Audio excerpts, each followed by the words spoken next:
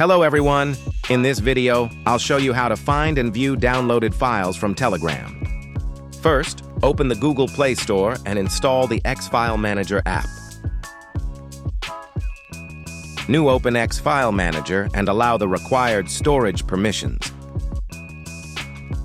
Go to Internal Storage and look for the Android folder. New tap on Data. Now find the Telegram folder. Now follow my step and allow all permission.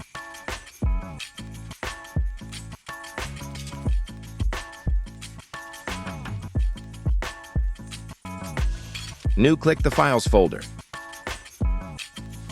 Now tap Telegram folder. Here you'll find folders such as Telegram Documents, Telegram Images, Telegram Video, and Telegram Audio. That's it! Now you know how to find downloaded Telegram files using Zarchiver. If this video helped you, don't forget to like, share, and subscribe.